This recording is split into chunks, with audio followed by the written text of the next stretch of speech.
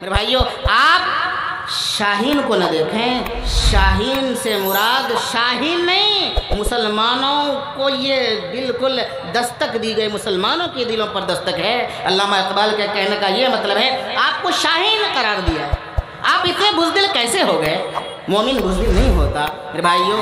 تو ابھی اسی وقت سبسکرائب کیجئے، پھر ملتے ہیں نیکسٹ ویڈیو۔ السلام علیکم ورحمۃ اللہ وبرکاتہ۔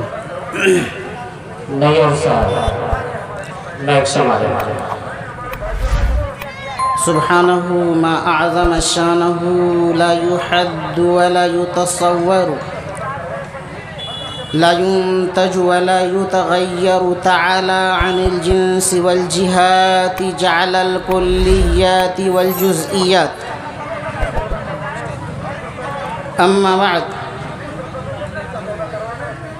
عن ثوبان رضي الله عنه سمعت رسول الله صلى الله عليه وسلم يقول: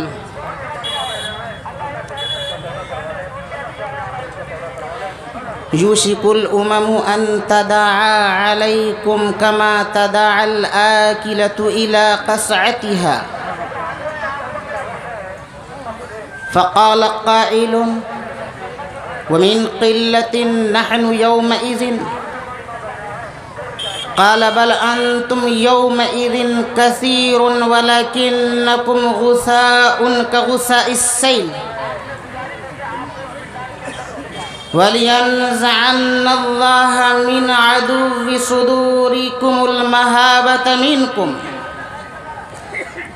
وليقذفن الله في قلوبكم الوهن. فقال قائل: يا رسول الله ما الوهن؟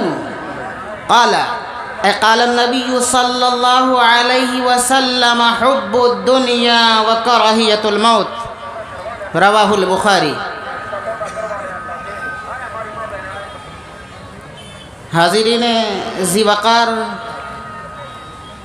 گرامی قدر علماء کرام،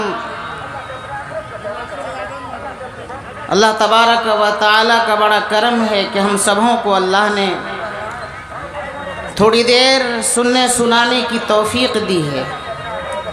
اللہ سے دعا کیجئے کہ اللہ ہمارے سننے اور سنانے کو شرف قبولیت سے نوازے۔ رگوں میں وہ لہو باقی نہیں ہے، حافظ نجار صاحب، رگوں میں وہ لہو باقی نہیں ہے،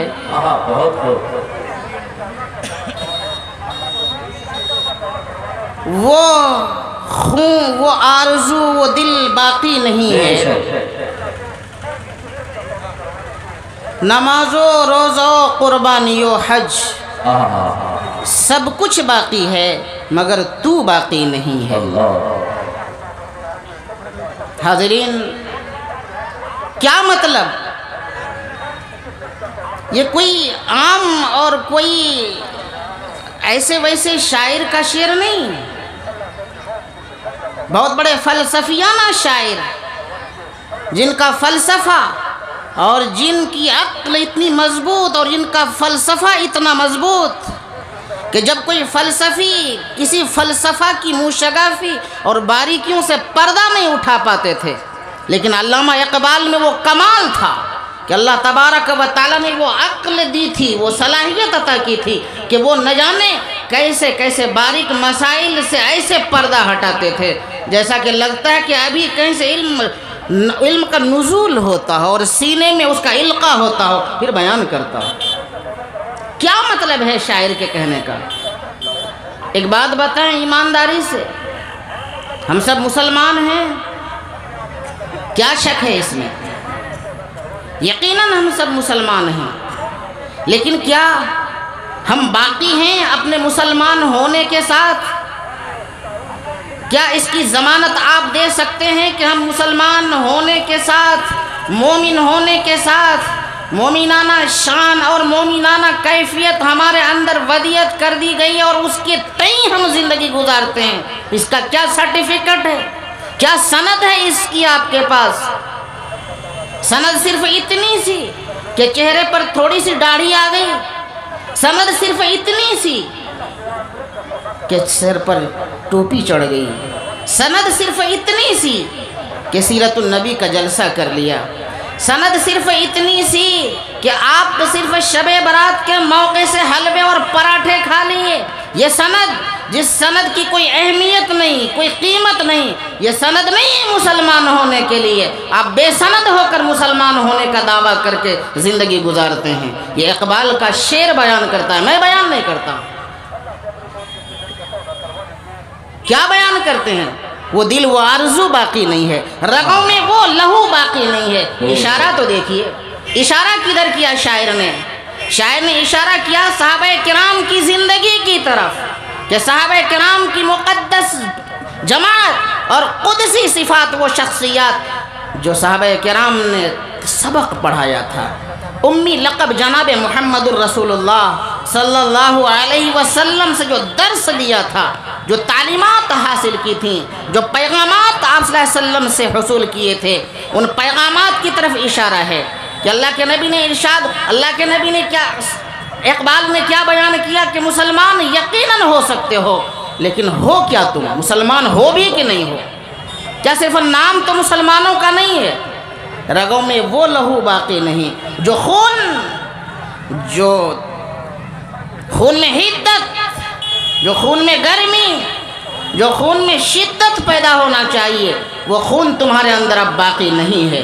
دوستو بڑی بات ہے، ہم باقی نہیں ہیں، کچھ بھی باقی نہیں ہے، ہم صرف ایک ڈھانچہ ہیں۔ میرے بھائیو، پلٹنے کا وقت آیا ہے۔ آپ اپنا شاندار ماضی پڑھیے، آپ کا ماضی، آپ کا گزرا ہوا زمانہ کتنا تابناک اور کتنا خوبصورت اور کتنا روشن اور کتنا مثالی زمانہ رہا ہے، آپ کو پتہ ہونا چاہیے۔ آپ اپنی تاریخ سے بے خبر ہیں، آپ اپنی تاریخ سے بے خبر ہیں۔ نبی کی تاریخ، اس کی سیرت تو جانے دیجئے، آپ اپنی تاریخ دہرائیے۔ آپ تاریخ کے پنوں میں آپ کی قربانیاں آج بھی سنہرے حروف سے لکھے ہوئے ہیں، لیکن آپ کو اپنی قربانی معلوم نہیں۔ میرے دوستو، آپ کو معلوم کرنا چاہیے، پلٹنے کا وقت آیا ہے۔ ظہر الفساد فی البر والبحر بما کسبت ایدی الناس لیذیقہم بعض الذی عملوا لعلہم یرجعون۔ قرآن نے تو یہ بیان کیا کہ پوری دنیا میں، سمندروں میں، پہاڑوں میں، دریاؤں میں، اور نہ جانے جنگلوں میں، صحراؤں میں، آبشاروں میں، جھیلوں میں، اور نہ جانے کوہساروں میں اور مرغزاروں میں، گلزاروں میں، خوشبوزار باغوں میں، کہیں بھی، جہاں کہیں بھی اگر کوئی فساد ہے تو تمہارے ہاتھوں کے غلط کمانے کی وجہ سے۔ آج انسان غلط کمانے کی نیت کر لی ہے کہ کمائی جہاں سے بھی آئے، لیکن آپ کو یاد رکھنا چاہیے حتی یسأل عن خمس، یہ بھی تو یاد رکھنا چاہیے کہ حتی یسأل عن خمس کہا کہ 5 سوال، یا کسی روایت میں 4 سوال جب تک کیے نہیں جائیں گے ابن آدم کے، لا تزول قدم ابن آدم، اولاد آدم کی قدم اپنی زمین سے کھسک نہیں سکتے جب تک کہ ان سے یہ سوالات نہ کر لیے جائیں۔ ان میں سے ایک سوال یہ بھی ہے، مال کہاں سے کمایا اور کہاں خرچ کیا؟ کمائی جہاں سے آئے۔ ظہر الفساد فی البر والبحر بما کسبت ایدی الناس لیذیقہم بعض الذی عملوا لعلہم یرجعون۔ قرآن نے یہ بیان کیا ہے کہ تمہارے ہاتھوں کی غلط کمائی نے، تمہارے ہاتھوں کی غلط کمائی کی وجہ سے ساری دنیا میں تباہی آئی ہوئی ہے۔ آج زلزلے کیوں آتے ہیں؟ کیا شام میں، ترکی میں، نہ جانے اور کہاں دنیا کے کن کن خطوں میں؟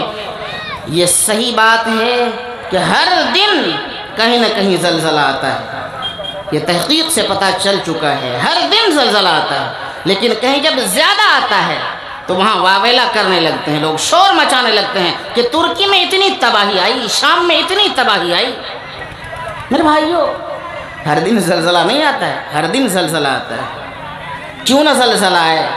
آپ نے آخر زلزلہ کے روکنے کے اسباب پر کتنا عمل کیا؟ خرد نے کہہ بھی دیا لا الہ تو کیا حاصل، خرد نے کہہ بھی دیا لا الہ تو کیا حاصل، دل و نگاہ مسلمان نہیں تو کچھ بھی نہیں۔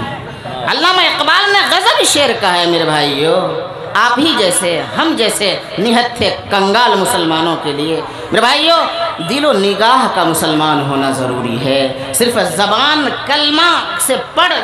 سے کلمہ پڑھ لینے کا نام یہ مومن ہونا نہیں ہے یا مسلمان ہونا نہیں ہے، بلکہ دل کا بھی مومن ہونا ضروری ہے اور نگاہ کا بھی مومن ہونا ضروری ہے۔ آپ دل و نگاہ کے اعتبار سے کتنے پاک ہیں؟ آپ اپنی شفافیت میں کتنی بات کہہ سکتے ہیں، کتنی صفائی دے سکتے ہیں؟ نہیں دے سکتے۔ میرے بھائیو، میں دوسری طرف نہیں جانا چاہتا، میں نے جو روایت پڑھی ہے بس اسی کا مختصر سا خلاصہ پیش کرتے ہیں۔ کیا روایت ہے؟ پلٹنے کا وقت آیا۔ کیا پلٹنے کا وقت آیا؟ آج بتائیے، پوری دنیا میں 5 درجن ممالک اور کنٹریز ایسی ہیں جو مسلمانوں کی ہیں۔ 5 درجن کا مطلب 12×5 = 60، تقریباً 55 یا 60 ممالک پوری دنیا میں وہ ملک ہیں جن ملکوں میں اہل اسلام بستے ہیں اور مسلمانوں کا خون دوڑتا ہے اور مسلمانوں کا لہو وہاں کی زمین کو اپنے سجدوں سے، اور وہاں کی زمین کو مسلمانوں کا لہو اور مسلمانوں کی پیشانی سے نکلنے والے وہ پسینے وہاں کی زمین کو خوشبودار بناتی ہے۔ میرے بھائیوں، وہ جگہ کون سی جگہ ہے؟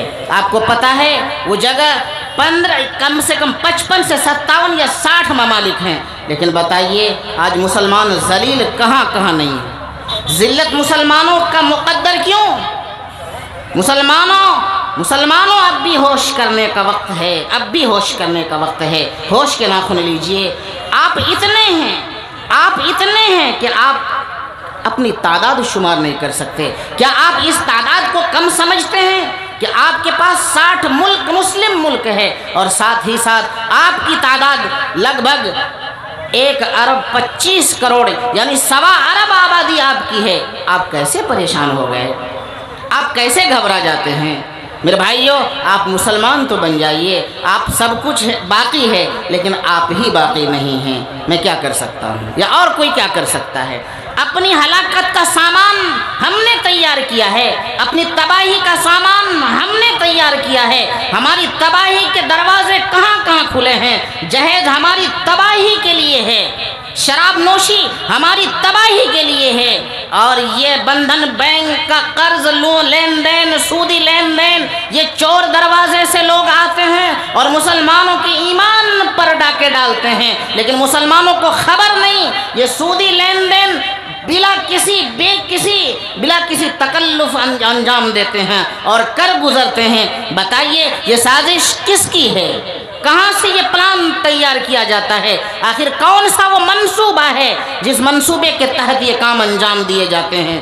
کیا مسلمانوں آپ صرف اتنا ہی سمجھ لیے کہ میرا بیٹا بیرسٹر ہے، یا پھر آپ اتنا ہی سمجھتے ہیں کہ میرا بیٹا کالج کا پروفیسر ہے، انجینئر ہے، یا پھر لائر ہے، ایڈوکیٹ ہے، وکیل ہے، نہ جانے کون سی ڈگریاں دنیا کی ایک سے ایک بڑی سے بڑی ڈگریاں حاصل کر کے بیٹھے ہیں؟ لیکن بتائیے، سینے پر ہاتھ رکھ کر بتائیے، اور آپ کی زبان درندوں کی طرح چلتی ہے، اور آپ اتنے بڑے لالچی بن بیٹھے ہیں کہ آپ کو یہ غرہ اور ناز ہوتا ہے کہ میرا بیٹا بھی کسی کالج یا کسی بھی یونیورسٹیز کا پڑھا لکھا بہترین سے بہترین اعلیٰ تعلیم یافتہ میرا بیٹا اگر شادی کرے تو کسی بڑے گھر میں شادی کرے، میرا بیٹا جب شادی کرے تو 4 ویلر آئے، میرا بیٹا جب شادی کرے تو جو چیز میں اپنے سمدھی سے مانگوں وہ سارے مطالبے میرے پورے کیے جائیں۔ نہ جانے خدا سے ڈرتے نہیں آپ خدا سے ڈریے کہ حضرت علی سے بھی بڑا کوئی ایماندار اور طاقتور ہو سکتا ہے۔ حضرت علی کیا کچھ نہیں تھے؟ فاتح خیبر کے ساتھ خلیفہ رابع نہیں تھے؟ کیا اللہ کے نبی کے داماد نہیں تھے؟ کیا اللہ کے نبی کے چچیرے بھائی نہیں تھے؟ سب کچھ تھے۔ بتائیے اس خاندان سے بھی بڑا کوئی خاندان ہو سکتا ہے؟ تباہی کا سارا سامان میں نے تیار کر رکھا ہے، اور الزام دوسرے پر لگاتے ہیں۔ میرے بھائیو، طلاق کی بات آتی ہے تو الزام دوسرے پر لگاتے ہیں۔ قانون کیوں بنا دیا مودی؟ نہ، آپ نے سارے چور دروازے خود کھول رکھے ہیں۔ میرے بھائیو، حضرت علی سے بڑا کوئی نہیں ہو سکتا، حضرت ابو بکر و عمر عثمان سے کوئی بڑا نہیں ہو سکتا، لیکن اس نے بتائیے کیا اسی طرح سے بارات جاتے تھے؟ کیا اسی طرح سے وہ لین دین کی بات کرتے تھے؟ کیا وہ اسی طرح سے شادیوں میں بے محابہ خرچ کرتے تھے؟ بالکل نہیں کرتے تھے۔ مسلمان ہیں، اس لیے میں نے پہلے کہا کہ آپ سب کچھ آپ کا باقی ہے، آپ کی سیرت باقی ہے، آپ کی روح باقی ہے، آپ کی جان باقی ہے، آپ کی نماز باقی ہے، آپ کا روزہ باقی ہے، آپ کا حج باقی ہے، آپ کے صدقات باقی ہیں، آپ کے اخلاقیات اور عبادات باقی ہیں، سب کچھ باقی ہیں۔ لیکن اگر باقی نہیں ہے تو مسلمان اپنے طور پر باقی نہیں ہے، ورنہ پھر یہ ذلت کا منہ دیکھنا نہیں پڑتا۔ آج ذلیل و خوار پوری دنیا میں مسلمان، وجہ کیا ہے؟ آپ اس کے اسباب کو تلاش کیجئے، پھر اس اسباب کو تلاش کر کے اس کا علاج اور اس کی دوائی کا تلاش کیجئے کہ دوائی کہاں سے آئے گی، اس کا علاج کیسے کیا جائے گا۔ میرے بھائی مسلمان ہیں، لیکن جب بارات کی گاڑی نکلتی ہے ایک مسلمان کے دروازے سے، افسوس کی بات ہے، نہ جانے اتنی ساری گاڑیاں، لیکن جب نکاح خانے کا وقت آتا ہے تو قاضی صاحب کو 2000 روپے دینے میں شکن پڑ جاتی ہے، پیشانی پر بل پڑ جاتا ہے۔ ادھر نہ جانے کتنے خرچ کیے، شرم نہیں آئی؟ کیا یہ سوال نہیں ہوگا کہ مال کہاں سے تم نے کمایا اور خرچ کہاں کیا؟ لیکن بتائیے اتنی آسان شادی کو آپ نے اتنی سخت بنا دی۔ میرے بھائیو، اس کا سوال ہوگا، بے شمار نعمتوں کا ناجائز استعمال کیا جاتا۔ آپ کیا سمجھتے ہیں کہ اللہ مجھ سے سوال نہیں کرے گا؟ ثم لتسألن یومئذ عن النعیم، ہرگز نہیں بھاگ سکتے۔ ان بطش ربک لشدید، تیرے رب کی پکڑ تو بے پناہ سخت پکڑ ہے، اللہ کی پکڑ سے بچ کر کہاں جا سکتے ہو؟ نہیں بھاگ سکتے۔ اور جانتے ہیں آپ، ہر نعمت کے بارے میں آپ سے اللہ سوال کرے گا۔ ویسا ایک نعمت ہے، اللہ تبارک و تعالیٰ نے اتنی دولت دی ہے تو آپ اپنی دولت کی قدر کیجئے، فضول خرچی سے بچیے۔ میرے بھائیو، شادی میں کم سے کم خرچ کیجئے، اور شادی جتنی آسان بنائیے اتنا بہتر۔ حالانکہ برکت کا وعدہ اسی شادی میں کیا گیا ہے، ورنہ اولاد نافرمان ہوتی ہے۔ آپ کیسی شادی رچاتے ہیں؟ میں دوسری طرف جا رہا ہوں، آئیے پلٹنے کا وقت آیا ہے۔ یوشک الامم ان تداعی علیکم، کہ ان قریب ایک وقت آئے گا۔ اللہ کے نبی نے ارشاد فرمایا، حضرت ثوبان اس روایت کے راوی ہیں، حضرت ثوبان بیان فرماتے ہیں کہ ان قریب ایک وقت میری امت پر آئے گا۔ ان قریب یعنی بہت ہی قریب وہ وقت ہے، آنے والا ہے۔ وہ وقت آئے گا، اور کس پر آئے گا؟ یہودیوں پر، نصرانیوں پر، مجوسیوں پر، صابی پر، کواکب پرست پر، آتش پرست پر، سورج کی پجاریوں پر، ہاں سب پر، مسلمانوں پر جو مسجدوں میں اپنی پیشانی رگڑتے ہیں اس پر بھی، کیونکہ پوری دنیا میں جو بھی آدمی ہے سب نبی کی امت میں داخل ہے۔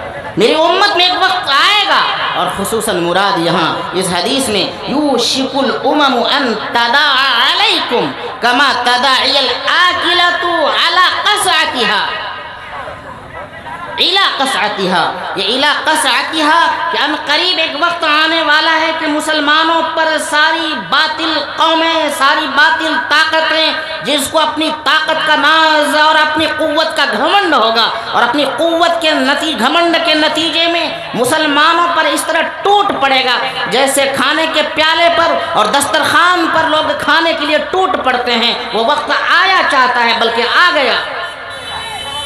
وہ وقت کون سا ہے؟ کیا یہ وقت وہ وقت نہیں ہے؟ اللہ کے نبی نے ارشاد فرمایا کہ میری امت پر وہ وقت آئے گا، اور ان قریب آئے گا، کہ جب باطل قوتیں اور باطل طاقتیں مسلمانوں پر اس طرح ٹوٹ پڑے گی جیسے کہ کھانے کے دسترخوان پر اور پیالے پر لوگ ٹوٹ پڑتے ہیں۔ صحابہ کرام بیٹھے ہوئے تھے، پوچھا الی قصعتها فقال قائل، سائل فوراً سوال کیا۔ صحابہ کرام کو پریشانی ہوئی کہ اللہ کے نبی بات کیا ہے؟ وہ من قلت نحن یومئذ، اے اللہ کے نبی کیا اس وقت میری تعداد کم ہوگی؟ ہوتا ہے نا، یہی ہوتا ہے۔ آدمی کہتا ہے او اچھا ہم چونکہ کمزور ہیں تعداد کے اعتبار سے، میرے بھائی کم ہیں، میرے خاندان کے لوگ کمزور ہیں، تم مالدار لوگ ہو، تمہارے پاس لاٹھی کی طاقت ہے، جائیداد کی قوت ہے، اور نہ جانے کیسے کیسے نشہ تم پر چھائے ہوئے ہیں، اس نشے میں تم مدہوش ہو کر مجھے دھمکاتے ہو، میں کمزور ہوں اس لیے۔ تو صحابی نے پوچھا کہ اللہ کے نبی بتائیے اس وقت ہم کم ہوں گے، ہماری تعداد کم ہوگی؟ اللہ کے نبی نے فرمایا، بہت شاندار اور پیارا جملہ ارشاد فرمایا، سونے کے پانی سے لکھنے کے قابل ہے یہ جملہ، نبی کا جملہ ہے۔ کہا کہ نہیں، وَمِن قِلَّةٍ نَحْنُ يَوْمَئِذٍ بَلْ أَنْتُمْ يَوْمَئِذٍ كَثِيرٌ۔ ارے تمہاری تعداد تو بہت ہوگی، تم بہت ہوگے۔ اب بتائیے اس وقت میری تعداد کیا ہے؟ 125 ارب، 1.25 ارب اس وقت مسلمانوں کی تعداد۔ اس تعداد کو اللہ کے نبی نے اسی زمانے میں آج سے 1400 سال پہلے فرمایا تھا کہ نہیں اس وقت تمہاری تعداد بہت ہوگی، یعنی اس وقت میری تعداد تقریباً 1 ارب 25 کروڑ۔ بتائیے اس تعداد کو بڑی تعداد فرما رہے ہیں، اور اگر ہم ہی کہیں اپنے کو کہ ہم ہی کمزور ہیں تو پھر دشمن کو اور موقع مل جائے گا۔ میرے بھائیو میری تعداد بہت ہے، وَمِن قِلَّةٍ نَحْنُ يَوْمَئِذٍ قال بل انتم يومئذ كثير ولكنكم غثاء كغثاء السيل۔ ارے تمہاری تعداد بہت ہوگی لیکن تمہاری حقیقت کیا ہوگی؟ تمہاری حقیقت صرف ایک جھاگ کسی ہوگی، جیسا کہ پانی کی روانی میں جھاگ بہتے ہیں، اگر ایک ڈھیلا اٹھا کر جھاگ پر مار دیا جائے تو وہ جھاگ اپنے تنکوں کے ساتھ بکھر جاتے ہیں۔ تمہاری وہی حقیقت، اتنی سی حقیقت ہوگی، تمہاری اتنی سی قیمت رہ جائے گی۔ اللہ کے نبی نے ارشاد فرمایا کہ صرف اتنی سی قیمت، جھاگ کی کیا قیمت ہو سکتی ہے؟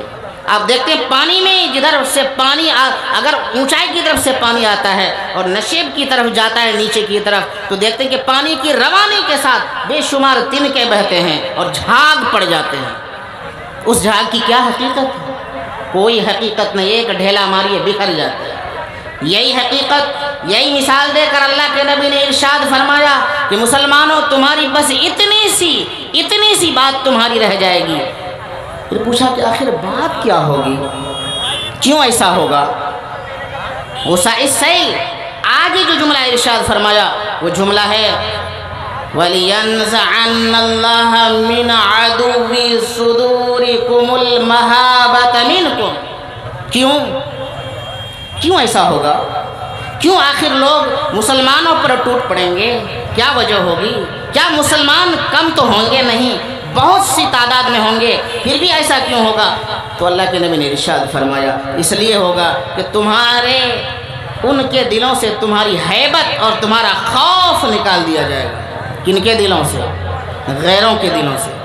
غیروں کے دلوں سے تمہاری ہیبت، جو ہیبت صحابہ کرام کے زمانے میں کفار کے دل میں جو ہیبت تھی، جو ڈر تھا، جو خوف تھا، کیا وہ خوف آج اپنا ہم مسلمان یہ ثابت نہیں کر سکتے کہ مجھ سے کوئی خوف کھاتا ہوگا؟ یقیناً نہیں، نہ میرا روزہ اس لائق، نہ میری نماز اس لائق، نہ میرے صدقات اس لائق، نہ میرا اخلاق اس قدر بہتر، اس لیے ہم کچھ نہیں کر سکتے۔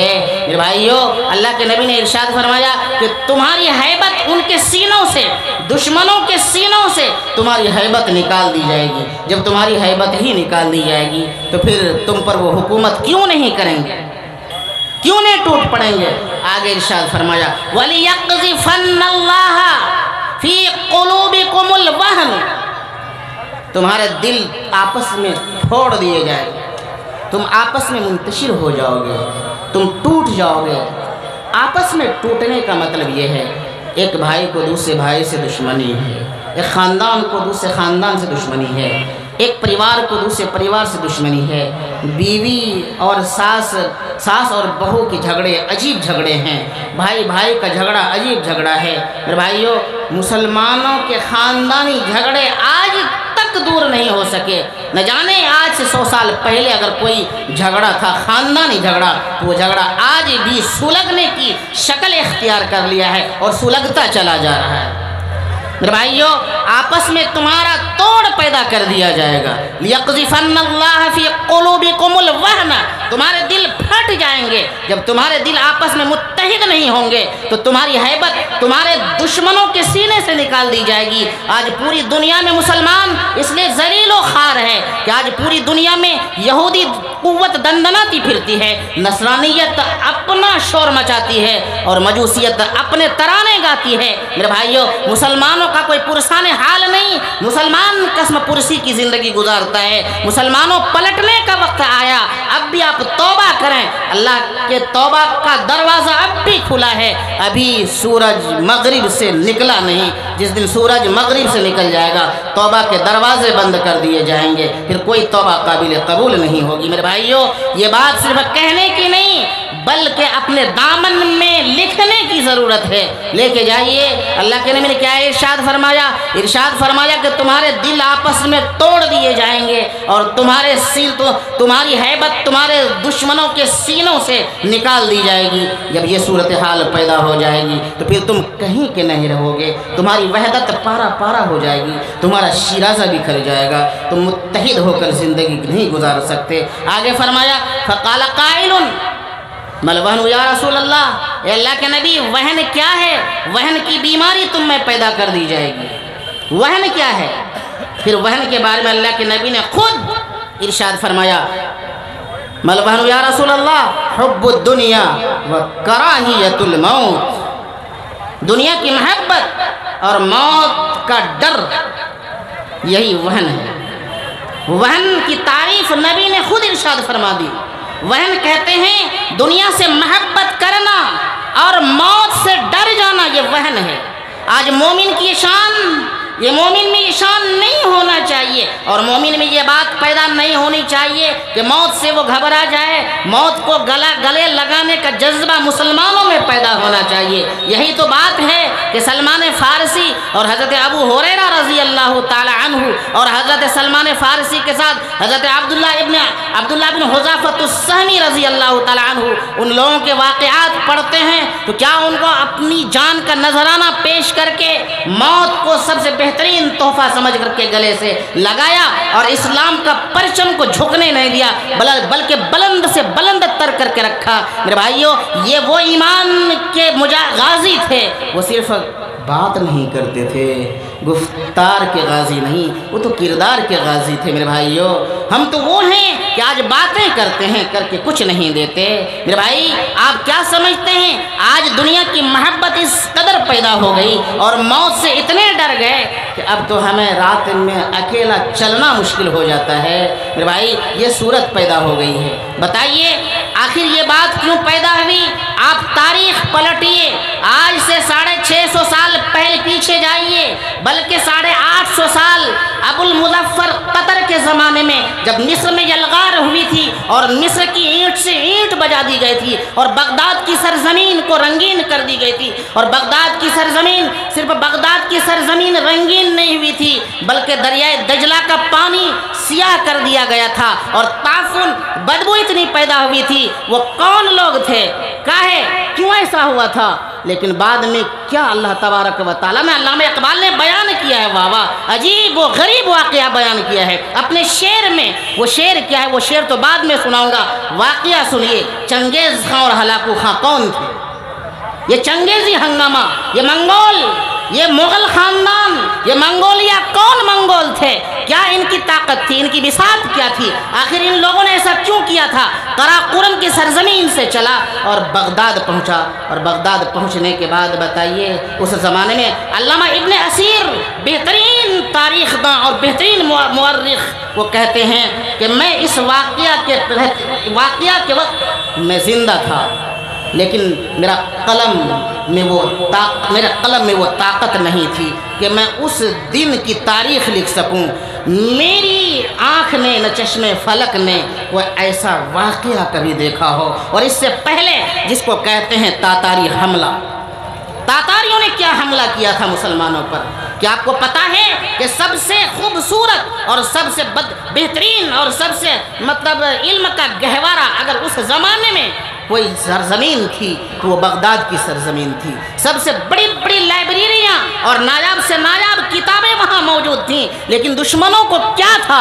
دشمنوں نے سارے کتب خانوں میں آگ لگا دی اور ساری لائبریریاں جلا دی، اور مسلمانوں کی کتابوں کو جلا کر جب اس کے راکھ کو دریائے دجلہ میں ڈالا گیا تو مورخ لکھتا ہے، قلم جواب دے گیا ہے، کہتا کہ ایسا واقعہ، اتنا دردناک حادثہ پہلی بار زمین پر ہوا ہوگا۔ مسلمانوں کا صرف 20 دن میں 3 لاکھ مسلمانوں کا قتل عام کیا گیا تھا۔ وہ کون لوگ تھے؟ یہ تاتاریوں نے مسلمانوں کے ساتھ اتنا زبردست حملہ کیا تھا، اتنا ظلم کیا تھا۔ آپ کو پتہ ہے کتنے ڈر گئے تھے؟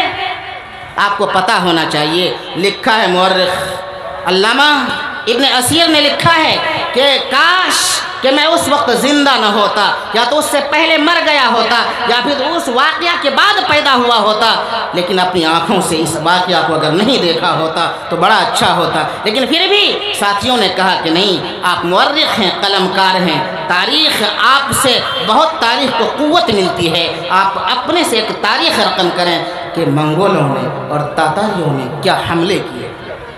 یوں آیا ہے یورش تاتار کے افسانے سے، علامہ اقبال نے کہا نا، یوں آیا ہے یورش تاتار کے افسانے سے، پاسباں مل گیا کعبے کو صنم خانے سے۔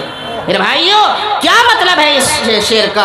علامہ اقبال آخر کس بات کی طرف اشارہ کیا ہے؟ معلوم ہونا چاہیے کہ وہی وہ ہلاکو خاں کا پوتا محمود ایمان لایا، اور محمود کو خانہ کعبہ کی چابی عطا کی گئی، اور آج تک اسی خاندان میں، یعنی اس کا مطلب یہ نہیں کہ حضرت طلحہ بن مظعون کے خاندان میں چابی نہیں ہے، چابی اسی خاندان میں، لیکن ان لوگوں نے ان کو اعزاز کے طور پر چابی دی، اور جانتے آج تک وہی لوگ پاسبانی خانہ کعبہ کی کرتے آ رہے ہیں۔ یہ منگولوں نے جو کچھ کیا، لیکن اللہ تبارک و تعالیٰ انہی سے خدمت بھی لی، اور ایسی خدمت لی کہ آج تک تاریخ حیران ہے۔ پاسباں مل گیا کعبے کو صنم خانے سے، جو صنم کے پجاری تھے چنگیز خان ہلاکو خان اور اس کے خاندان در خاندان اور اس کے پوتے محمود نے ایمان لایا، اور ایمان لانے کے بعد خانہ کعبہ کی چابی اور اس کی خدمت آج تک اس کے مقدر ہو کر رہ گئی۔ میرے بھائیو، یہ وہ تاتاری حملہ تھا، تاتاریوں نے ایسا حملہ کیا تھا۔ لکھا ہے مورخ نے کہ اگر کسی مسلمان سے یہ کہا جاتا کہ رکو تم یہیں رہو، میں گھر جاتا ہوں، نیزے لاتا ہوں یا تلوار لاتا ہوں، تمہیں ذبح کروں گا، تو مسلمان اندر سے اتنے ٹوٹ گئے تھے، اتنے سہم گئے تھے کہ مسلمان ہمت نہیں کرتے تھے کہ اگر کوئی دشمن آ کر ہم سے یہ کہہ گیا ہے کہ بھائی تم یہاں سے ہٹنا مت، میں گھر جا کر نیزے لاتا ہوں، تمہیں ذبح کروں گا، تلوار لاتا ہوں، کاٹوں گا، تو مسلمان نہیں ہٹتا تھا، بھاگ سکتا تھا لیکن بھاگنے کی ہمت نہیں تھی۔ یہ ہے وہن۔ اسی حدیث کی روشنی میں یہ بات سمجھائی جا سکتی ہے۔ یہ وہن پیدا ہو گیا اور دل ٹوٹ گیا تھا، آپسی نا اتفاقی اتنی بڑی تھی کہ پھر کیا کہیں۔ یا اللہ، وہی بغداد کی سرزمین جہاں شیخ عبد القادر جیلانی جیسے سید الطائفہ بزرگ، غنیت الطالبین جیسی کتاب شاہکار تصنیف ہے جس کی، ایسی کتاب رقم فرماتے ہیں۔ میرے بھائیو، جہاں قاضی منذر جیسے لوگ تفسیر اور کیا کہتے ہیں فقہ کی کتابیں لکھتے ہوں، ایسی سرزمین کو کس کی نظر لگی تھی؟ آخر بغداد کی اینٹ سے اینٹ کیوں بجی؟ میرے بھائی، صرف 20 دن میں 3 لاکھ مسلمانوں کا قتل عام کیا گیا تھا، اور بدبو اس قدر پھیلی تھی کہ جو بچے کھچے رہ گئے تھے اس کے تعفن سے، اس کی بدبو سے پوری قوم پریشان تھی کہ اس کو ہٹایا جائے، دور کیا جائے، ورنہ جو لوگ بھی زندہ بچے ہیں اس بدبو سے کہیں مر نہ جائیں۔ میرے بھائیوں، پھر اس کا انتظام کیا گیا۔ تاریخ نے لکھا ہے میرے بھائیوں، نہیں بیان کرنے کو تو جی نہیں چاہتا۔ آپ مسلمان ہیں، آپ کیسے مسلمان ہیں؟ کیا آپ میں جرأت و بے باکی نہیں آنی چاہیے؟ ارے عقابی روح جب بیدار ہوتی ہے جوانوں میں، عقابی روح جب بیدار ہوتی ہے جوانوں میں، نظر آتی ہے ان کو اپنی منزل آسمانوں میں، نہیں تیرا نشے من قصر سلطانی کے گنبد پر، واہ بادشاہوں کے گنبد پر، محل پر آپ کا نشے من اور آپ کا گھونسلہ نہیں، یہ بات نہیں ہے۔ آپ تو عجیب چیز ہیں، آپ کو تو اللہ نے شاہین بنایا۔ شاہین وہ چڑیا ہے جو صرف اپنے لیے جینا نہیں جانتی، وہ چڑیا سب کے لیے جینا جانتی ہے۔ میرے بھائی اس پر بھی شعر سنائیں گے۔ عقابی روح جب بیدار ہوتی ہے جوانوں میں، نظر آتی ہے ان کو اپنی منزل آسمانوں میں۔ نہیں تیرا نشیمن قصر سلطانی کے گنبد پر، تو شاہی ہے بسیرا کر پہاڑوں کی چٹانوں میں۔ واہ، کہاں کہاں بسنا چاہتے ہیں آپ؟ مٹی کے نیچے، ریت کے نیچے، دوب کی طرح زمین کے نیچے؟ دوب کی گھاس آپ نے دیکھی ہوگی، دوب دب دب کر نکلتی ہے، باہر سے اس کو نہیں نکال پائیں گے، جس کو کہتے ہیں دبری۔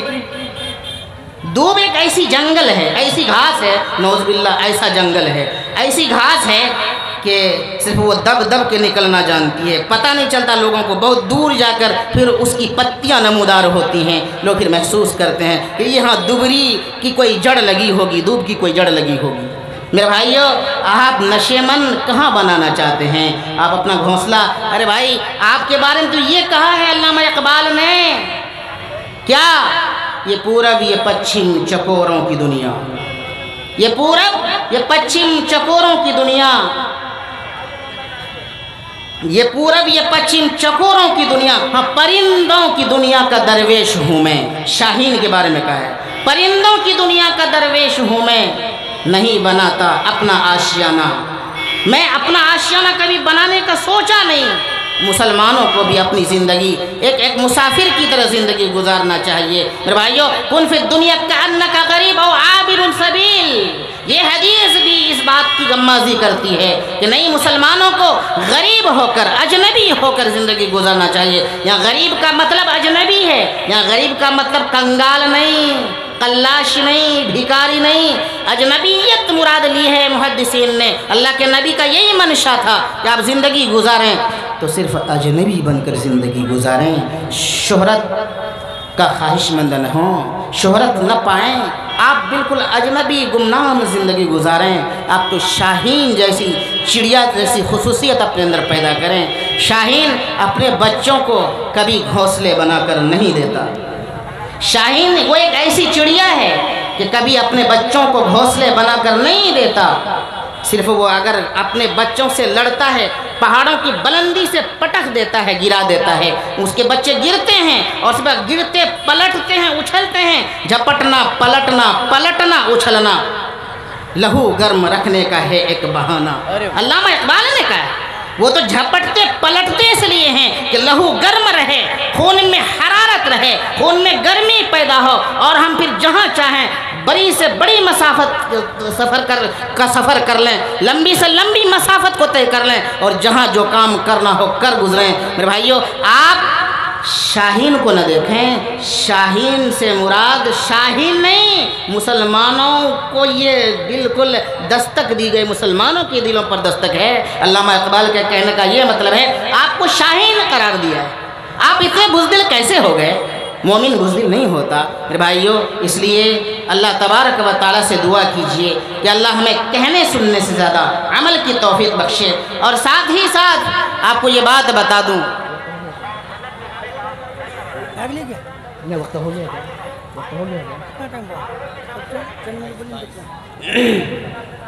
بہرحال تو علامہ اقبال نے صرف یہی نہیں بلکہ کئی ایک جگہوں پر میرے بھائیو، میں آپ کو یہ بات ضرور کہوں گا کہ آپ اپنے آپ کو مسلمان بنائیں۔ جب تک آپ اپنے کو مسلمان نہیں بنائیں گے، اس وقت تک مسئلہ کا حل نہیں نکل سکتا۔ میرے بھائی، آپ اپنے مسئلے کا حل کہاں تلاش کرتے ہیں؟ آپ اپنے مسئلے کا حل، آپ کو پتہ، دستار بندی بھی ہے، دستار بندی بھی ہے،